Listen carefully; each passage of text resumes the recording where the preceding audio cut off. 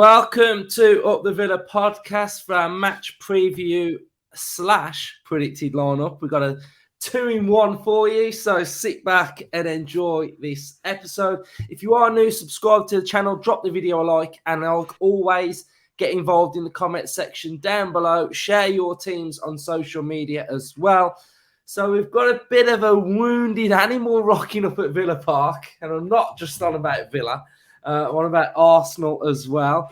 They're coming off the back of a real big blow of losing to Manchester City in the title race. So, they're going to need a bit of a reaction. But I think I'd prefer Arsenal coming as a wounded animal as one that's in free-flowing, fine form, demolition mode. So I think there's some things that I think we can do really well in this game, which will in turn hopefully give us a positive result, because we do need a positive result, but also we need a performance at home. We need a really good, solid 90-minute performance, because I don't think we've really had that since Unai Emery's come in. So I'm looking for some fight, aggression, desire, belief, and I think they're all things that I think we need to bring to this game anyway, and they're characteristics of how we're gonna beat Arsenal. Because if you do watch Arsenal and you watch Arteta on the touchline, he mirrors the way Arsenal play. They're aggressive, they press well, they are sort of 100 mile an hour when they are attacking. So, we've got to be in their faces and be ready to stop them from playing, and we've got to be ready to do the dirty things in this game. So they're all things that I'm looking for Aston Villa to do. So Justin, how are you feeling about this game? I'm optimistic, very optimistic. They're not in good form, are they? They've sort of fell apart a little bit. They've just been lucky. They lost the last four, including the loss to City in the FA Cup as well. So they're not. Yeah, they are falling apart a bit. The Everton game, it was the first game under Dyche, wasn't it? And he had them going, and they couldn't. It's a bit of a strange game, that one. They've drew to Brentford, and they've lost last night, obviously, to City when we watched it. But I always felt that was going to happen. I don't know why. I said it, when we did our sort of half-season preview review. I just felt they were in a false position. They have got very good players. They've been playing very, very well. So there was no real reason why I should say that. I just had a feeling that at some point they were going to go on a bad run. And I think the biggest factor for them at the moment is losing is Jesus, isn't it? I think that's the biggest problem. And that proved last night, because Nketiah had 2 or 3 very, very good chances. And you would think that Jesus would have probably taken at least one of them. So that's a big problem for them. But they've got quality. Saka's very good, isn't it? Martinelli's having a great season. They've strengthened the midfield now with Jorginho from Chelsea.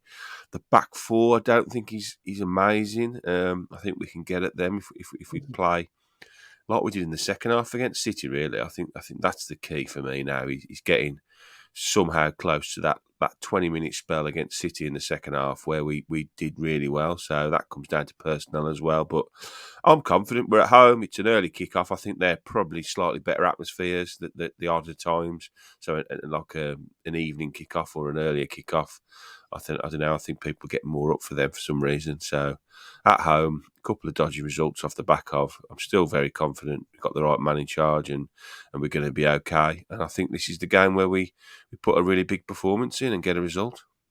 Yeah, it feels like it's needed at home, and I feel like we'll be up for it. I mean, the thing is, because we're coming off the back of a couple of losses, we've got to start, just taking some games by the scruff of the neck at times, and we need some people to start standing up now. So we will get into Villa more when we do the predicted lineup. So let's have a little look at Arsenal then. So this graphic shows Arsenal's style of play. So there's a few key characteristics of what they do. Their main focus is possession of the football, a little bit like Man City.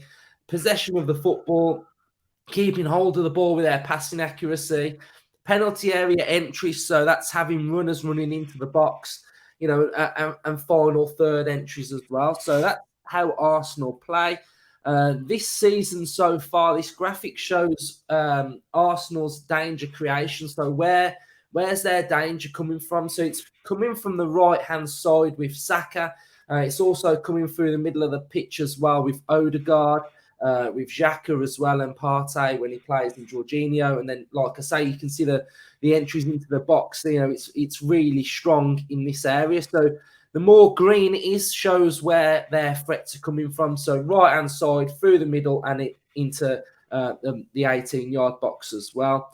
This is how they're lined up against Manchester City. So, yeah, I mean, if anyone was watching the watch-along, you know I'm not a fan of Tomiyasu. So I feel like, you know, you can really get at Tomiyasu. Are they going to bring back Ben White for this game? Maybe they'll put Ben White back at right back.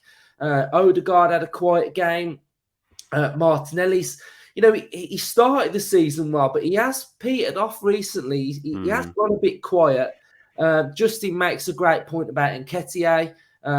You know, he gets a lot of chances. He gets in the right areas, but you know, he just can't. He can't finish, can he? And then the one that stands out for me is Bukayo Saka. So I think Saka is the one, and I can't remember who made this point about this, but basically they were making a point about the Premier League and how to win the Premier League, and the fact that Manchester City, when they've been winning the Premier League, they can rely on certain players week in, week out, and the main one is Kevin De Bruyne. You know, how many games does he just perform? You've got Haaland who's performing, you've got Grealish now who's turning up to every game, putting in really good performances. You've got, in the past, you had David Silva, Aguero, Yaya Toure. You know, these players would turn up week in, week out. And I think the problem that Arsenal have got and had is that some of their star players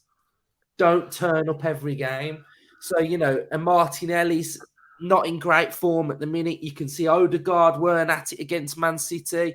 Saka, I think, is the one that stands out pretty much every game for me, but sometimes he's not getting goal and assist contributions. So I think that's where their issues have lied this season so far. At certain points, when you really need the players to turn up, they go missing. Whereas when you look at Man City on big occasions, week in, week out, they turn up, don't they, Justin? Yeah, I totally agree. I think, to be honest, it's interesting that we're playing these directly after playing Man City, because we know Arteta's like a Pep wannabe, isn't he? You know, like that's how he sets his team up. That's the way he wants to play. Like you've just highlighted on those graphics there.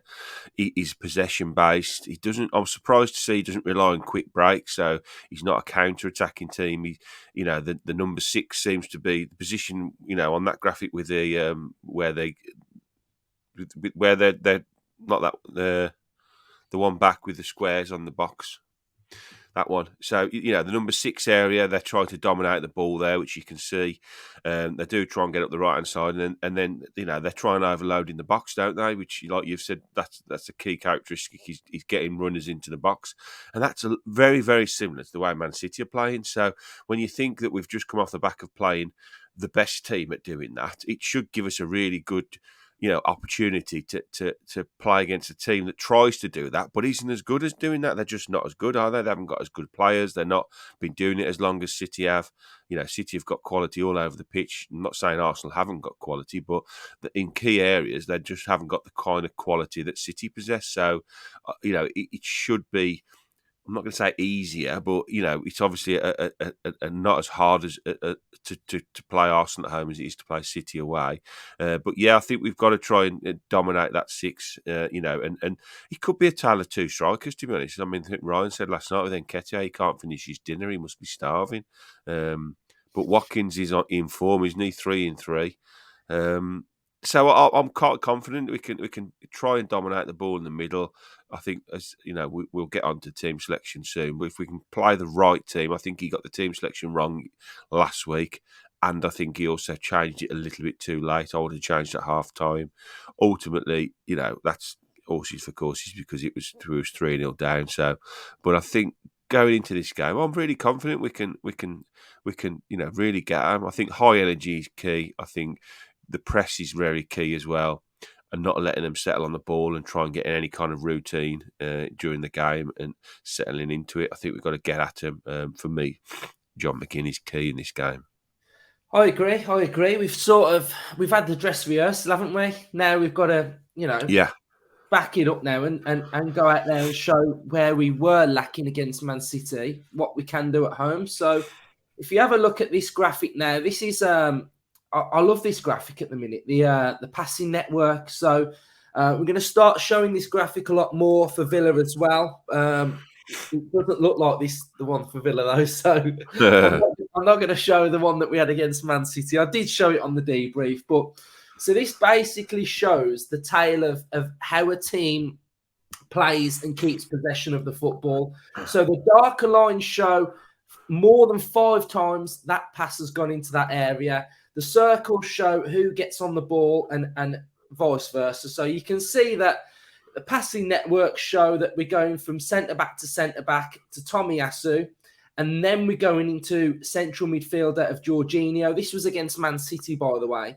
So it's going into Jorginho, it's going into Zinchenko, and then you've got little intricate passes to Odegaard, to Saka, and then you can see that the ball was kind of starved into Nketiah. So I think these graphics show the way in which a side want to play, and I think it shows that when we were saying earlier that it's going into a 6, it's then going down onto the right-hand side. This graphic shows the way in which they want to play perfectly. So, if you are a Villa side setting up to come against Arsenal, you need to be stopping the ball going into Jorginho. You need to be strong in the double pivot. You need to be, Ollie Watkins needs to be positioning himself to sort of cut out the passes between the centre-backs, which I think he does quite well. And I think we've got to press really well. So I think that shows the passing network. This graphic shows their danger creation again. So it's showing that they're going through the middle quite a lot. And then interestingly, this shows their goals conceded this season are coming predominantly down the right-hand side. And then I'm just going to show you this graphic for Villa. This is showing where Aston Villa goals are coming from this season, and they are coming from quick fire, fast breaks, which could be very important against Arsenal because they are going to have a lot of the ball. So, Justin, do you want to add anything on that before we go into the predicted lineup? No, I agree. I think high press is key.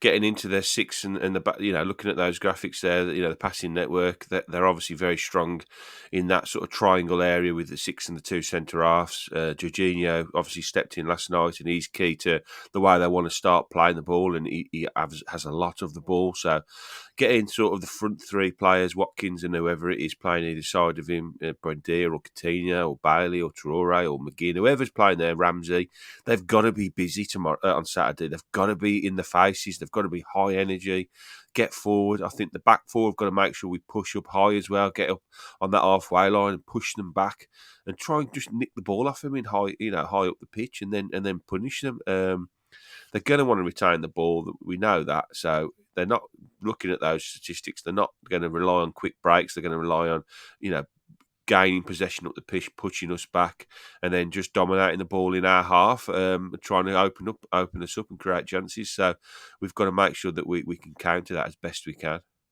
Yeah, definitely. So there was a stat before the game, 18 games without Partey that only won 50. So that's now gone to 19. So it's probably below that now. So it looks like Partey is going to be out for this game as well. So good. So let's have a look then at how Villa are going to line up. One thing that I think we need to mention as well is how we deal with Saka. So Saka is going to be up against Moreno or Luka Dean.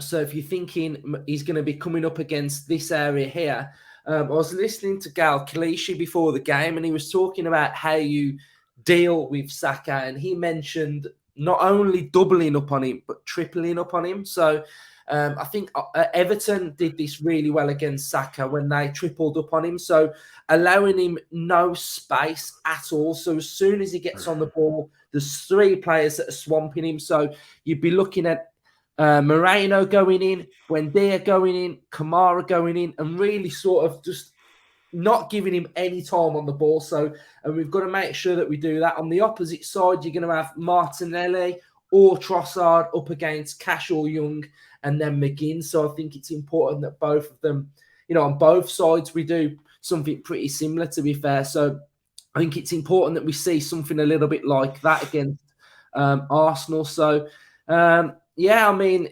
keeper, pretty standard, isn't it? It's going to be Martinez in goal. Justin, what do you reckon? Do you reckon Mings will be back? Hopefully, it didn't sound too bad last week. Sounded more like a bit of a knocker, and they just didn't want to risk him. So I'm not hearing anything else of a long-term thing, because it was a surprise to everyone, wasn't it? It started breaking the day before, rumours that he'd be out. So if it was a real serious injury, we'd have heard by now that he'd been out for a long time. So I think he'll be back, hopefully, because we do miss him. And we've said it. I said it last night. You don't realise how much you miss him. I mean, he hasn't had a lot of stick this year, to be fair. I think he's been very, very good this year. But in years gone by, he's had a lot of stick, a lot of question marks over him. But our record without him is absolutely abysmal. And there's got to be a reason to that, hasn't there? Because he brings leadership, he's dominant in the air, and he's a very, very, very good Premier League central defender. So you're going to miss him if he's not there. Yeah, and touching on that, I think we've got to mention set pieces as well. I think we've got to get a bit more savvy. If he's not in the team, then I think someone else needs to step up and and just dominate set pieces. We miss his height, don't we? I was a bit annoyed. Like, I know McPhee gets a load of stick down in McPhee. It's like, what does he do? But we don't predominantly concede that many goals from set pieces. So I do think that one we conceded against Man City was just, just poor, wasn't it? No one. I think the runner, he lost his runner, didn't he? And that was it then. Yeah, so hopefully he's gone back to the drawing board and figuring out what these teams do. So let's have a look then at left back. He's up for debate then, isn't it? Because I kind of, I said this on the watch along, didn't I? That, you look at the game that ended against Man City, and you can then kind of thinking, well, all these players that came on impacted the game. They've got to start the game. And I don't think we can look at it just like that. I think we've got to take the game into account for what it is. So on its own merits, yeah. Yeah, definitely. So who is the best player to defend against Saka? So I think, is it Dean or is it Moreno? It's a tough one, isn't it? Because the thing about Moreno, what we don't want to do is sort of paint him as an attacking and only an attacking left back that gets forward brilliantly. He has to be able to do the defensive side of the game, and we haven't seen enough of him yet to make a real informed decision on how good he is defensively. He did make that mistake against Leicester, which led to the sort of the fourth goal. So for me, I think and only because really Dean hasn't grabbed that shirt. Ever since Moreno came in, everybody expected Moreno just to come straight into the team. Dean would be on the bench and he'd be our backup. And to be fair to Emery, he hasn't done that. He's stuck with Luca Dean. He's gave him the chance to establish himself, knowing full well that there's a player on the bench ready to step in. And he hasn't done it. He got took off last week. He gets taken off pretty much every game. So I think it is time now to give Moreno a start and see how he does against one of the top sort of players in that area. Saka, he won't come across very, very many better players in that position, defensive, having to do a defensive job than he will do on Saturday against Saka, and still be expected to get forward and sort of affect the game higher up the pitch as well. So I think start Moreno and say to him, this is your job. You've got to, defend well, and you've got to get forward when you can and do your job going forward. And this is what the Premier League is all about now. So this is why we brought you, and it's time to hopefully step up and do that. Yeah, and I think it's important, like I mentioned earlier, that, it's not just Moreno defending against Saka. It's Buendia or Luis defending against Saka as well, because it's not just 1v1, because in a 1v1, Saka will eat anybody alive. He will literally just destroy them. So it's important that, like I said earlier, they come back and help. So we're going to go with Moreno. So let's stick on this left-hand side then, because I think it's a combination that's going to have to work well. I think it's pretty obvious that Kamara and Luiz are going to be in there. They're, for me, the best thing about this Villa side at the minute, the double pivot. So let's go with Luiz and Kamara then. So it would be Luiz that would be coming out to this area. So this area here, I've mentioned it on previous pods before that I felt like the Buendia, Luke Dean, the Buendia Moreno needs to be a bit stronger. I think it will help that they'll know that they've got a specific role to have in this game. So, Justin, does Buendia keep his place on the left-hand side? For me, yes. I would stick with him. I don't think he wasn't great against City, but nobody was in the first half last week. And Coutinho, when he came on, did have a real good impact in the game. And I probably feel now, going towards the end of the season, that's going to be Coutinho's role, coming off the bench and trying to sort of impact the game. So I think Buendia's our more long-term player, isn't he, because of his age? Lots of rumours about what's happening with Coutinho in the summer. So I think Buendia's got to be given this role now to try and establish himself there. And before the City game, he had a decent run, didn't he? He's got a couple of goals, a couple of assists, and his overall game was improving. So I think it's at the moment it's a little bit harsh to just leave him out because of half a bad game against Man City, which, you know, we all know anybody can have a bad game against Man City. So I'd stick with Buendia on Saturday and try and get this, like you say, this left-hand side. It looks a nice, pairing, really, doesn't it, Buendia and Moreno? Because I think he does link up very well, Moreno, going down that side, with Luiz hopefully helping out and Mings maybe getting across. Hopefully that would work better, I think. But yeah, I'd stick with Buendia. Yeah. Yeah, and one more thing about this left-back, because it is an area he's worried me. I don't want to see none of this, right? He's got to be in and around this area. Yeah, he's got to be careful getting forward, hasn't he? You can't leave the back door open. No, definitely not. Right, so they've had their warning. Stay switched on. Right, on the right-hand side then, Justin, I'll let you have this one then. Matty Cash. Cash, yeah. I'd go Cash.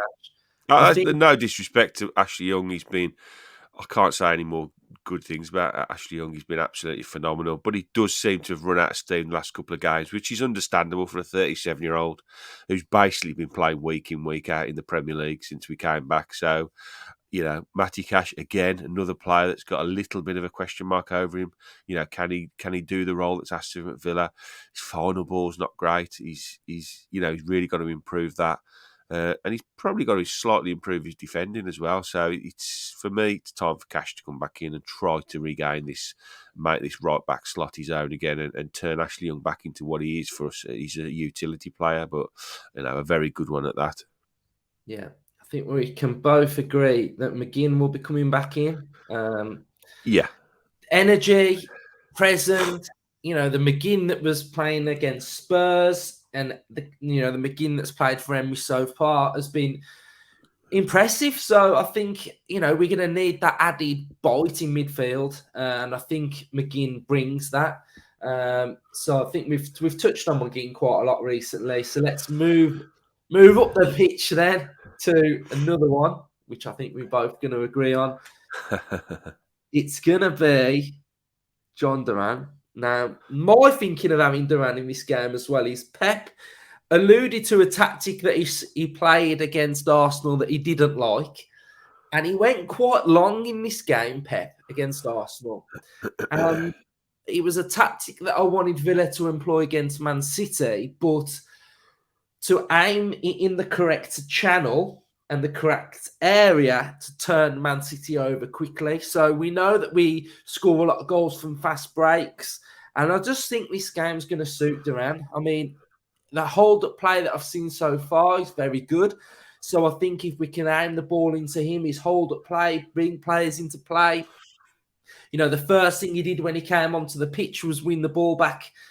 And we basically scored after he won the ball back, gave it to Luiz and Watkins finished. So, this position for me is really important because it's so important to our team. Because what do we want from this player? We want this player to go and support the striker. We want this player to hug the touchline.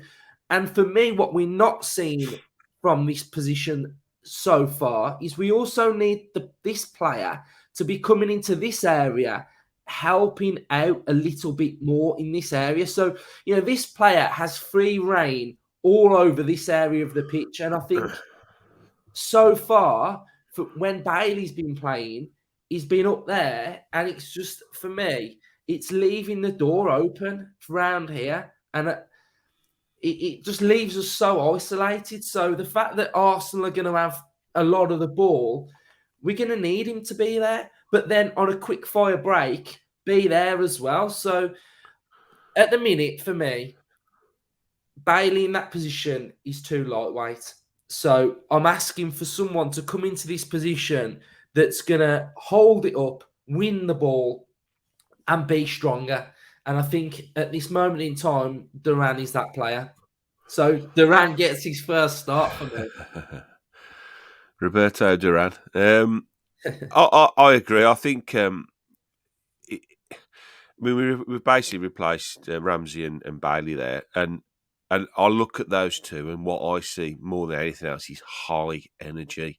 I was, like many others, massively impressed with Duran when he come on. His energy levels, the way he wanted the ball all the time, he was so eager. You could see he wants so much to impress, and I think give him a start against Arsenal at home. And I think he would just run, he would literally, I get the feeling he would run himself into the ground. I think you'd have to take him off on a stretcher after 60 minutes because he wouldn't be able to walk. That's the kind of energy I'm getting from him. And when you add McGinn into the mix, who's also a very, very similar type of personality on the pitch, very high energy, very intense, gets around the pitch, wears his heart on his sleeve. I think you're replacing two players and I'm not really, they're having different problems for me, Bailey and Ramsey. Ramsey's just having a bit of a dip in form. I still think the levels he can get to are very, very high. Bailey's just an enigma, isn't he? You just don't know what you're going to get from 1 minute to the next, let alone one game to the next. And again, a bit like Luca Dean, I think his time's up in the first 11. I think he has to sit on the bench now and try and come off the bench and impact a game to win his place back. And I look at that midfield five there effectively. I know Duran's playing sort of more forward, and it's a really, really good five. Buendia, Luiz, Kamara, McGinn, Duran. For what we're asking this team to do, which is high press, high energy, get in the faces, that's what those players will do. Kamara, Luiz, McGinn in that midfield Work sort rate, of isn't area. it? Work rate. That's what it is. From the first minute on Saturday.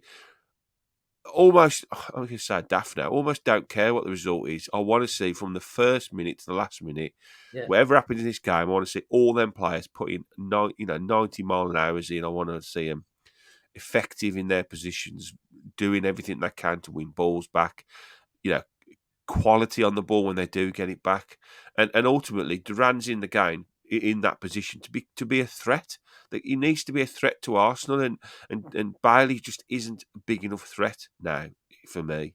And in that little cameo, Duran showed that he's going to be a threat. He wants to shoot from almost anywhere. That's the feeling I got. And he wants that goal. That if ever a tiny little snippet of a game, I've watched it over and over and over again in the injury time when that ball came into Duran. His positioning was excellent.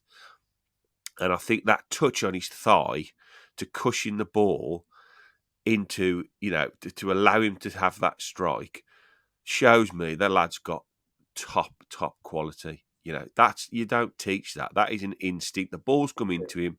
He knows exactly where he is. He knows exactly what he's got to do to get a shot on target, and he executes it almost to a millimetre to perfection. So for me, he has got a lot of ability, this kid, and he's young, he's raw, we need to embrace his rawness and throw him into this team, and hopefully it will infect the team. A player like that running around and just doing everything. add McGinn into the mix as well, and I see it as a good pairing actually down that side. I think they could link very well, to be honest. So Me yeah, too. I'm excited. Really Me too. excited to see him start. You know, and I was watching PSG versus Bayern Munich, and PSG have got that young lad called Emery, and Bayern Munich have got that Musiala, and I Yeah, think the Bayern Munich one, I think he was 16 or 17. No, stupid, the isn't it? Yeah, PSG one was 16, 17, and Musiala. You know, and if you're good enough, it don't matter how old you are, does it? You know, no, Duran's 19 years of age. I don't care how old he is. If he shows that he's got that bit about him, then he can start the game for me. So let's go Duran, and then up top we'll go Watkins. And you know, he does like a goal against Arsenal, Watkins. So he's in a good patch as well, isn't he? At the moment, yeah, he's he's in a playing really good really, scoring really patch. well. Yeah, he's He's playing definitely well. a player that suddenly seemed to have sort of really embraced the Emery way, and whatever he's done to his game, you know, the goals he's scoring, the header was great the other week, wasn't it? That finish against City, not an easy finish, No, running into the box, he slots it really, really well. So his confidence in front of goals obviously improving. The more you score, I mean, 3-3, you know, as a striker, you should be like counting down the seconds to play on Saturday to get another chance to score. So I would back him to maybe score again on Saturday, I think. yeah, I like that team then. So if we just quickly fill in the bench, don't know what happened to Olsen last game. So we had two youngsters on the bench, didn't we? The Yeah. keepers. I So tell you you'd what, the bench will look very, very strong on Saturday. yeah, with Ramsey as well. Yeah. You got Dendonka. Saw Katie number Chambers, 23. He must be injured, mustn't he? yeah. Chambers as well. Yeah. Ashley Young, Yeah, so that bench Coutinho, and looks. Coutinho. I've got Coutinho. Maybe Troy And Always back. Do you reckon? who else is left? Conson, Martinez, Mings, Louise, Dia, Moreno, Chambers, Young, Dean. Yeah, possibly. If he's back, yeah, I think he was pretty close, wasn't he? I mean, so with a fully fit bench there, you've got Ramsey coming off, then Donker if the game's going well, Bailey, Coutinho, Chambers, Young, Traore, Luke Dean, Olsen. Not too bad, is it, with a full strength bench? No, very good bench, yeah. Yeah. So I think this is our lineup, then, Villa fans. This is what we're going with. We'll leave it there for this episode then. So hopefully you've all enjoyed it. If you have, drop the video a like, subscribe if you're new. Score prediction. Oh, tough one. I'm going to go. You never back an early kickoff, do you? So you'd initially go Arsenal. So let's go. I'm going to go. This would be a really good result, in my opinion. 1-1. Justin. I'm going for the usual early kickoff coupon buster. Villa to win 3-1. Ruins everyone's hackers. Ruins everyone's hackers early on a Saturday. Everyone's throwing their slips away. At 2:30, they're all having to rush down the bookies and do another hacker because Villa have knackered them up by beating Arsenal. Love it. Right, so we'll be back tomorrow with press conference reaction, hearing the thoughts of Unai. So cheers, everyone. Up the Villa. Up the